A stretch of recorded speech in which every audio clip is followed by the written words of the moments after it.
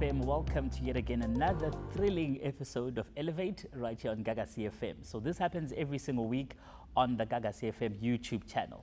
And today I'm hanging out with an extraordinary human being, an extraordinary man. And I have to read what he's done. And I have to read Zonke Zinta Zenzile because he's extremely busy and he does a lot to influence people in business and other spaces as well. So I'm talking to the founder and executive chairman of Zungu Investments Company, Pty Ltd, Zico, former president of the Black Business Council and founding member of the Presidential BEE Advisory Council, past chairman of the University of Cape Town's Graduate School of Business. He's a board advisor and now a chancellor of the Mangosuthu University Technology in Mlazi. Multi-award-winning businessman Sandile Zungu joining us right here on Elevate on Gagasi FM.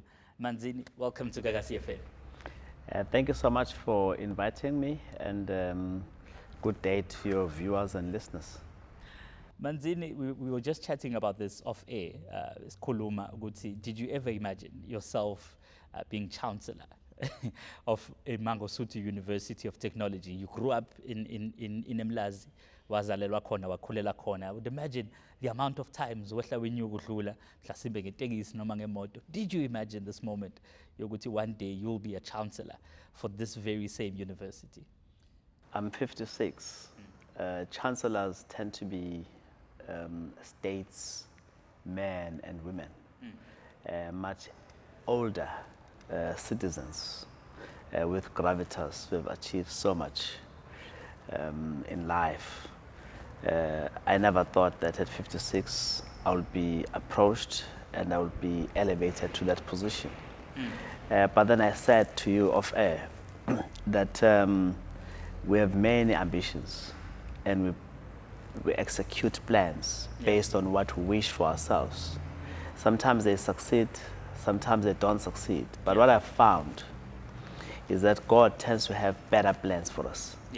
And so when He delivers, we are often in awe of what He has done for us. So when I was ultimately made Chancellor of Mangosuthu University of Technology, I said, wow, God is now showing off. He's indeed showing off. Through your strides and gains in business,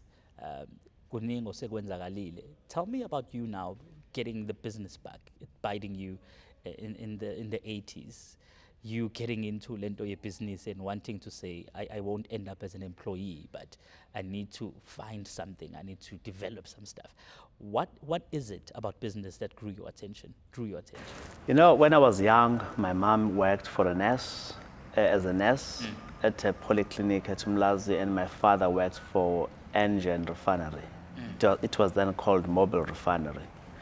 My father would bring damaged drums full of petroleum jelly, not Vaseline, petroleum jelly. And my mom will bring decanted bottles of pharmaceutical products. We'll clean them and fill up with Vaseline, with petroleum jelly, and we'll call it Vaseline. Go around the township and sell it. I saw at a very micro level how you can convert a pitch to a sale, how you could advance credit and sometimes write off that debt because the elderly lady who had bought that Vaseline would have passed on. But I saw cash in hand, and I saw how chuffed and pleased my mom was when I brought back the proceeds from the day's sale. And that bug beat me then. It was to show off and basically mature. Maybe 20 years later, once I'd gone through engineering, once I'd gone through my MBA, and I said, look, I don't want to work for anybody now. I want to start something, improve a lot for myself and my family, make a difference in lives of people that would be looking up to me as an employer. And so far, so very good. I've really not looked back. Since 1996, I'll say I've been an entrepreneur in one form or the other. But since 2002, I formed my own business called Zungu Investments Company. It's 21 years. We've come of age now. siphethe Uyavota manje, uphethukile manje le ngane. siphethe manje siyagalavanda. So it's the best thing that I did for myself, to face the reality that I was probably not a good engineer. But to move away from that trap, I needed to advance my knowledge. I did an MBA. I discovered the world of finance and marketing. And I went to Nail, worked for the likes of Dr. Ntato Motlana, may his soul rest in peace, John T. Sandler, Dihang Moseneke, Zwelakhe Sisulu, Cyril Ramaphosa. And those were great leaders that in whose shadows I passed and grew. You know, here I am now, 21 years later. I'm on my own and successful, thank God. Would you say there is a chain reaction, perhaps a ripple effect, with you basking in the light of all these great people? Would you say God is taking you now 360 to letting other young people around you to bask in your own success as well and learn from you? Those who work for me, I'm sometimes humbled and sometimes I blush at the repeated, thank you, Sandile, thank you, Mr. Zungu. You don't have an idea how much your leadership has transformed our lives, those who work for me. But those who do not work for me, some of them, I become a mentor, a silent mentor without necessarily engaging with them. I become a boy that guides their direction. And I've got no doubt that the influence I have among young, aspiring people is plenty. That's why we have to watch what we do. That's why we have to watch what we say, because it either inspires or disappoints them. And of course, you know, I am responsible for the growth and development of many, many young entrepreneurs, professionals, and even those who are already in business, who don't really look up to me as someone they can pick ideas from, but who look at my behavior and say, that's what we need to emulate. So I'm very pleased with the complete package of what I provide as an influencer, as a mentor, as a champion, and as a guide. You've been around in business for quite some time. I'm sure you had a lot of influences in and around BEE when it came through.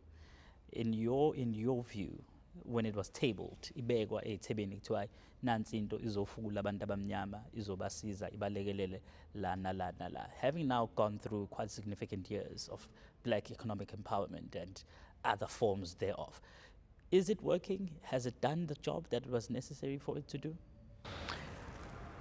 Look, when BEE was conceptualized as a phenomenon, there was a set of facts that needed to be tackled head on.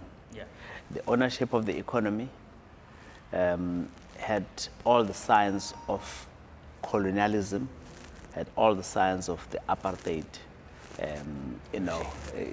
legacy. Whites were in charge, whites were in control, and blacks just had a voting power. They could influence the change of government, as they continue to do so. But everyone recognized that as an unseemly set of affairs. Have we moved from there? No, we haven't. White people in South Africa are still firmly in control. They control the commanding heights of the economy. And it seems now that those who have political authority have almost like given up on trying to change that, which in my opinion is highly regrettable. So to the extent that there have been successes in BEE,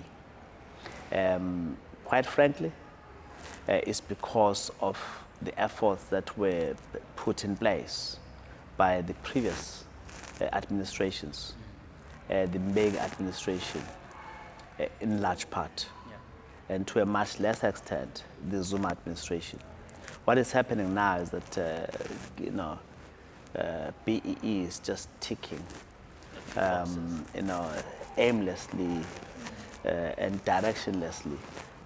People like myself are doing very well. Yeah. There are many others who are doing exceptionally well.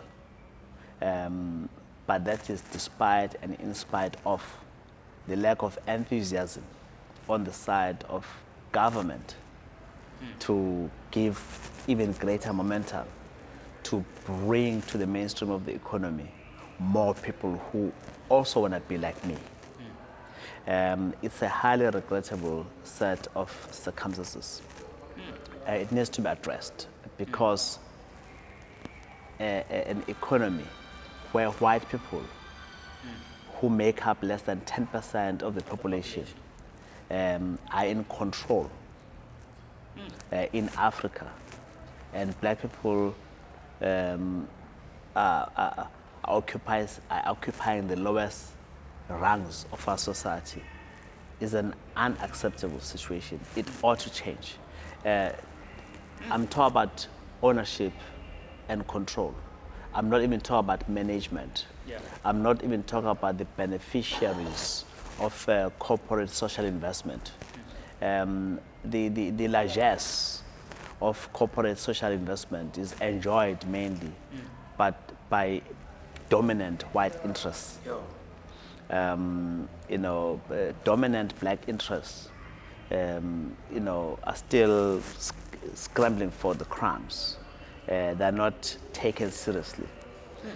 So there's a whole lot of things that when you talk about a balanced scorecard, when you talk about comprehensive, broad-based black economic empowerment, that it ought to touch, that are not being touched. One would say uma eqhathanisa usomabhizinisi umuntu omhlophe nomnyama, similarly to what you said, umuntu omnyama uzonikezwa i-position, but omhlophe will be empowered to getting or rather developing an industry. We're not getting, are we getting to an industrialized form of business as black people? And what does it take for us to gain leaps and bounds in industries and grow them? We have a taxi economy that's seemingly out of our own grasp, but being used by ourselves on a day-to-day basis. But it's not an industry that can be fully fledged and trusted. I think you are touching on a very important issue of value chains. There are lots of black people who are now billionaires multiple times, but who don't control any value chain. They may be billionaires in the tech industry. They may be billionaires in the mining industry, financial services, but they don't control the value chain. Even in those who are making a lot of money in food, they don't control the value chain. If we look at the bread value chain, someone has got land, someone supplies fertilizer, someone supplies equipment like tractors, someone supplies seeds, and someone, you know, supplies sprinkler system, someone supplies labor, and someone has reaping equipment and get flour processed. Someone owns the mills. Someone actually owns the bakeries. And someone owns the retailers where bread is sold. Someone owns the logistics chain, trucks and all those things. Where do you see black people in that value chain? You see them at consumption level only. At the end of the chain. At the end of the chain where we consume bread, it's called our staple food. We're not anywhere in the value chain. And that's unacceptable. So we as black people need to look at value chains. Probably coal is a perfect example of where maybe black people seem to have a dominant role to play. Because from the mining of coal, black people are present in larger numbers, to the washing of coal, to the burning of coal at Eskom, There are few steps there. Black people are present in large part in that space. Even the exportation of coal, black people tend to be quite dominant in that space. But if you look at other resources, platinum, processing of platinum, marketing of platinum products, making of catalytic converters for the automotive sector, jewelry, you find that black people are not present there. So all I'm saying, I don't even want to talk about financial services, because black people own 1%, 2% of banks. They've got no influence, they don't even influence appointment of boards. Yes, there's a few black people in key banking roles in banks. They're doing a fantastic job. I'm not taking anything away from those credible leaders.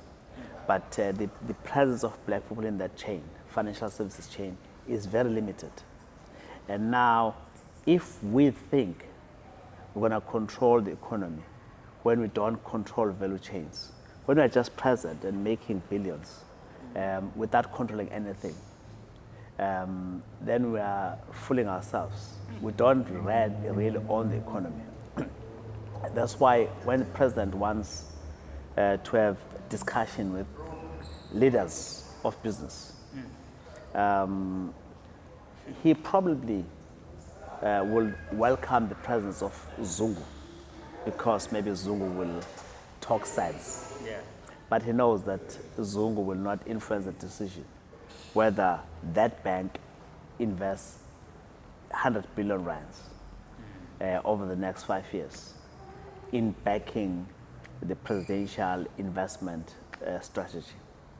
But someone will, and that's not Zungu. It's some powerful Afrikaner somewhere in Stellenbosch who controls everything up to the credit committee levels, asset management, treasury. At a management level, they've got influence on all those things. They're not just limited to voting the board. Even voting the board, they play a major role. They decide who's going to be the chairman, who's going to be the CEO, who's going to be the head of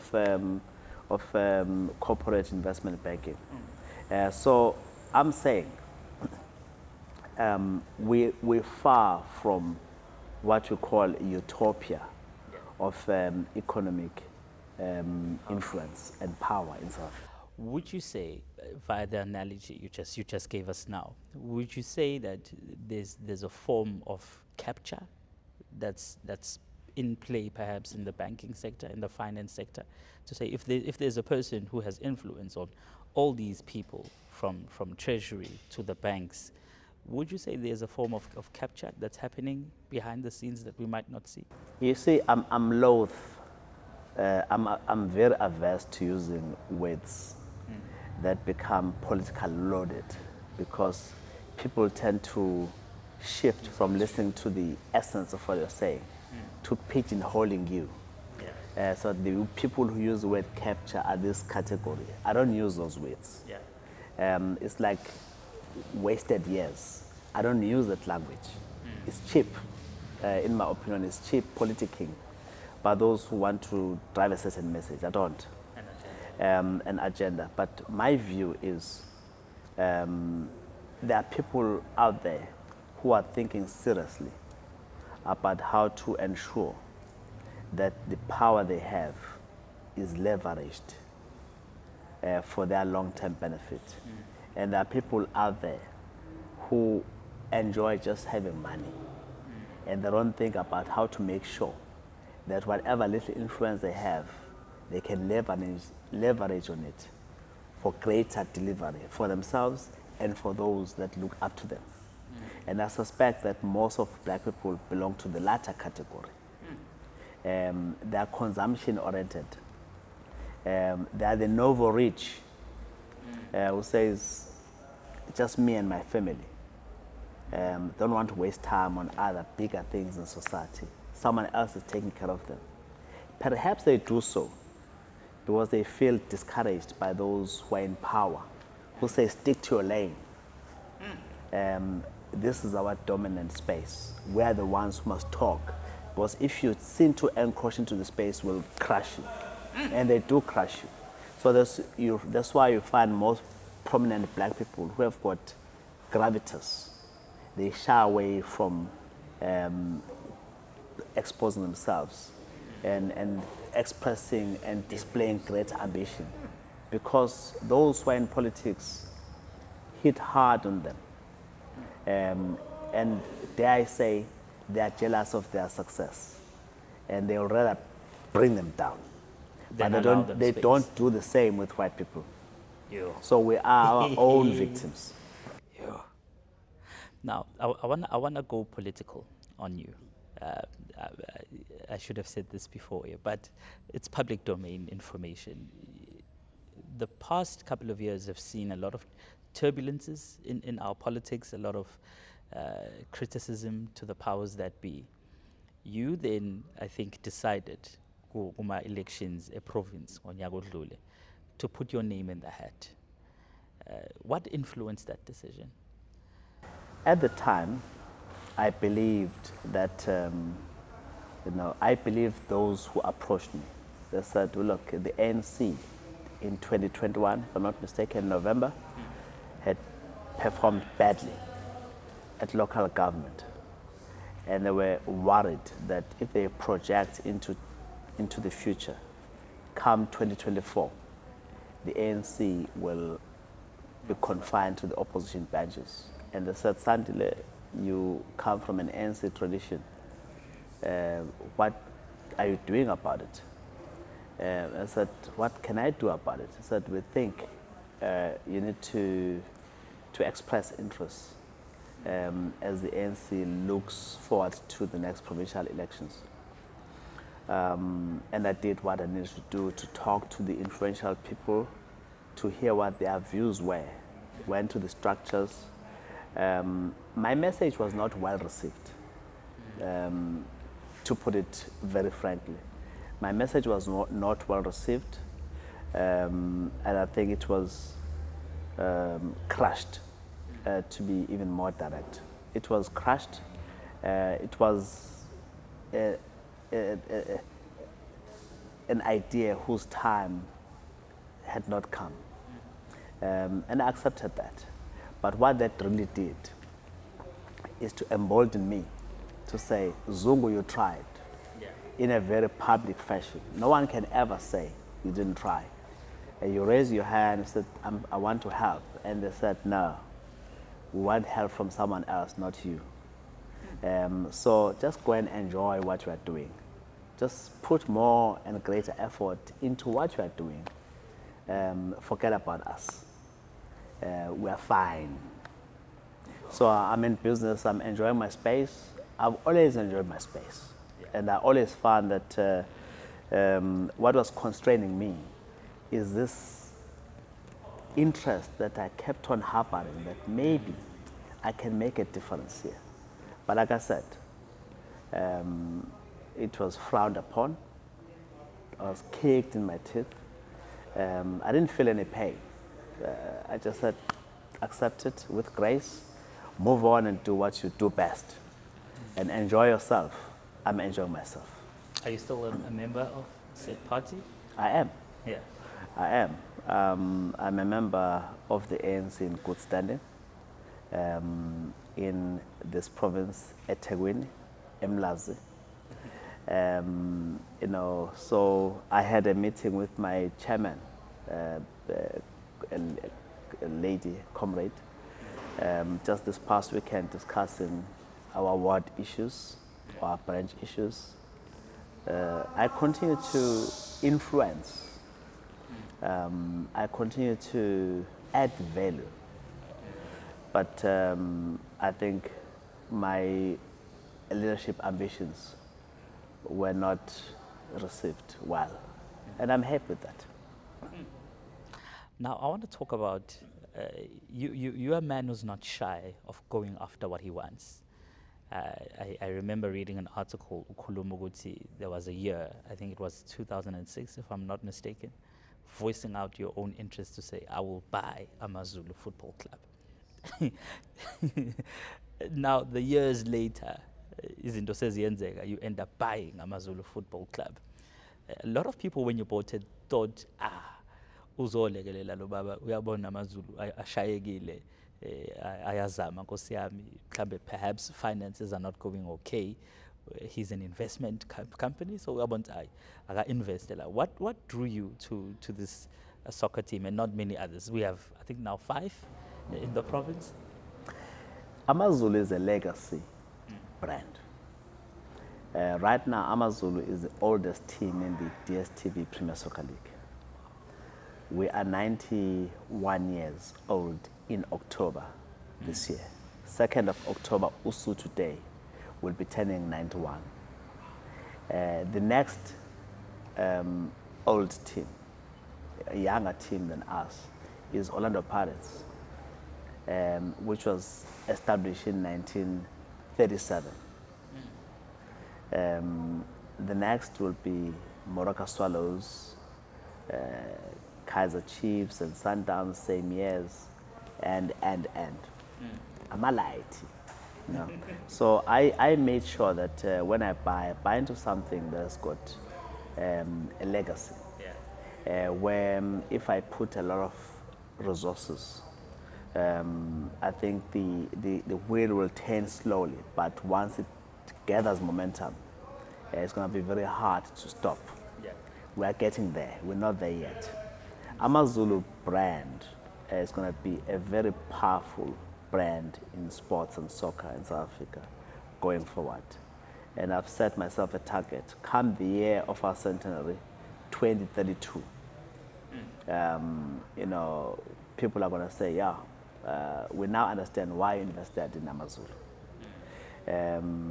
You know, there was deep morass within AmaZulu. It was a team that was yo-yoing to the top flight and relegation, to the bush and back. I've banished that. We don't talk about relegation at AmaZulu. This year was possibly the worst performance that you'll see at AmaZulu in a long time.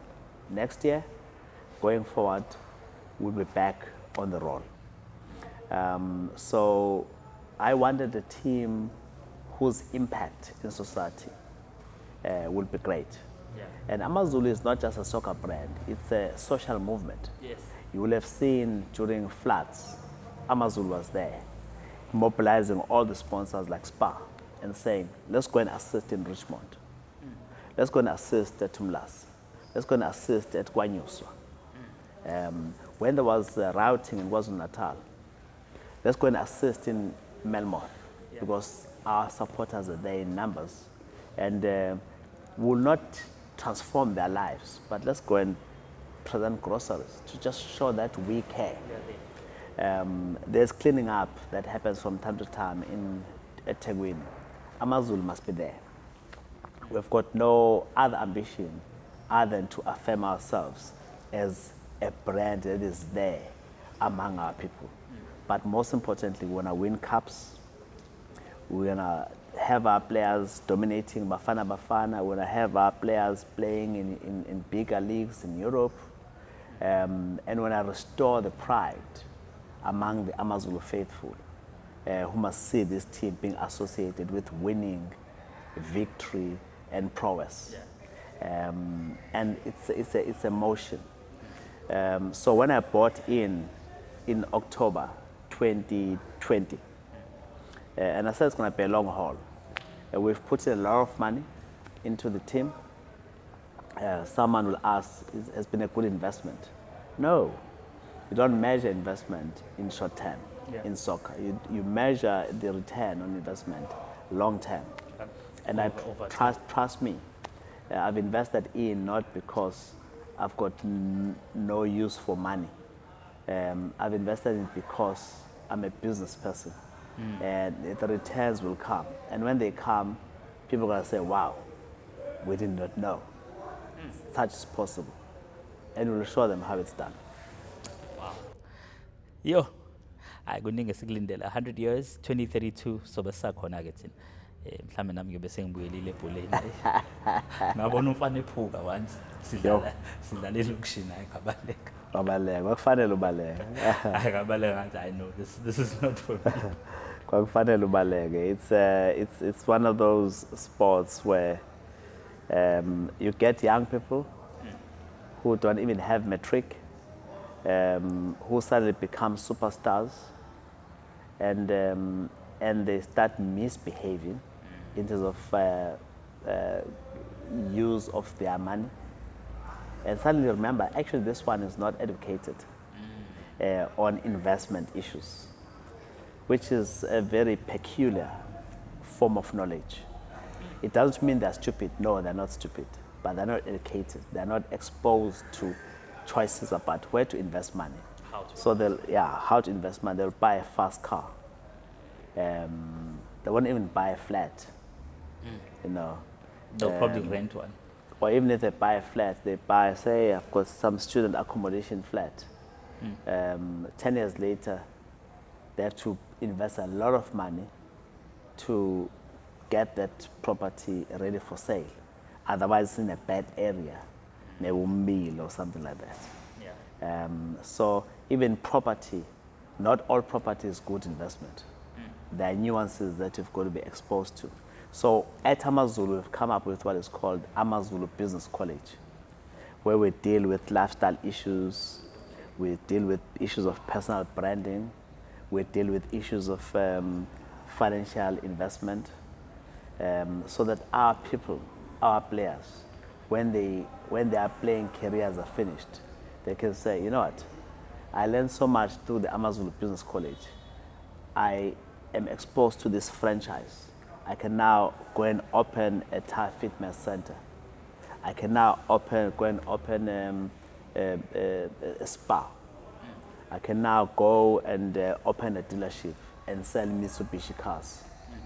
When I take them through those things, of course it's not an MBA, but when I just expose, enhance their knowledge and their awareness, and hoping that we make that difference. So it's not just money being invested into the plans, it's a lot of knowledge. It's a lot of knowledge.